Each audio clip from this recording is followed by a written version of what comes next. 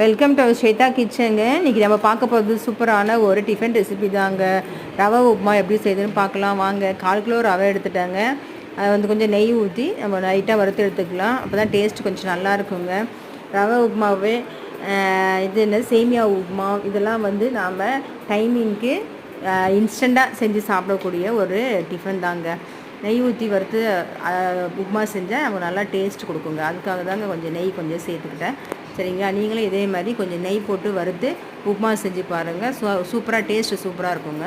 சரிங்களா, இப்போ ரவை வறுத்து எடுத்தாச்சுங்க. இனி நம்ம தாளிச்சிக்கலாம். எண்ணெய் கொஞ்சம் கம்மி இன்க்ரீடியண்ட்டு தாங்க. கொஞ்சம் எண்ணெய், கடுகு, கொஞ்சம் பச்சை மிளகா, கருவேப்பிலை, வெங்காயம், ஒரு அரை தக்காளி, அவ்வளோதாங்க இது தேவைப்படுற பொருள்.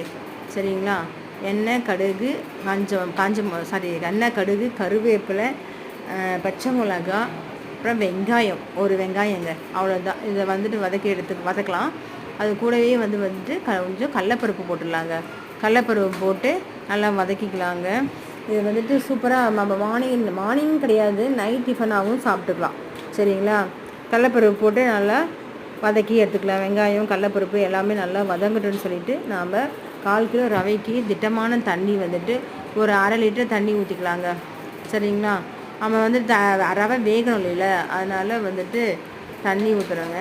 நம்ம வந்து தக்காளி பாருங்கள், தக்காளி ஒரு அரை தக்காளி போட்டால் போதும், நிறைய போட தேவையில்ல. ஒரு அரை தக்காளி. ஒரு சிலர் வந்துட்டு தக்காளி போடாமல் கூட செய்வாங்க, அவங்களுக்கு பிடிக்கும். ஆனால் எனக்கு வந்துட்டு தக்காளி போட்டு செஞ்சால் தான் பிடிக்கும். அதனால் தக்காளி ஒரு 1/2 லிட்டர் தண்ணி வந்துட்டு ஊற்றிக்கணுங்க.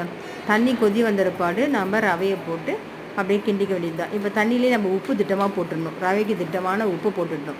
உப்பு போட்டு பாருங்கள், தண்ணி பத்தாது, அதனால் இன்னும் கொஞ்சம் தண்ணி ஊற்றிக்கிறேன். சரிங்களா, இப்போ நம்ம வறுத்து தண்ணி கொதித்த உடனே நம்ம ரோஸ்ட் பண்ணி வச்சுருந்த ரவையை அதில் போட்டு கிண்டிக்கணுங்க. கட்டிப்படாமல் கிண்டிக்கணும், அதுதான்.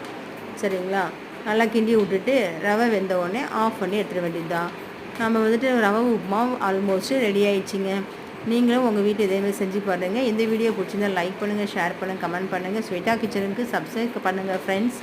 எல்லா சேனலுக்கும் ஆதரவு கொடுக்குற மாதிரி எங்கள் சேனலுக்கும் ஆதரவு கொடுங்க ஃப்ரெண்ட்ஸ். சூப்பராக ஆயிடுச்சிங்களா உப்புமா? நீங்களும் உங்கள் வீட்டில் செஞ்சு பாருங்கள். பாய் ஃப்ரெண்ட்ஸ், பாய். சூப்பராக இருக்குது பாருங்கள், பார்க்கவே சூப்பராக இருக்குது. இது சைட் டிஷ்ஷாக வந்து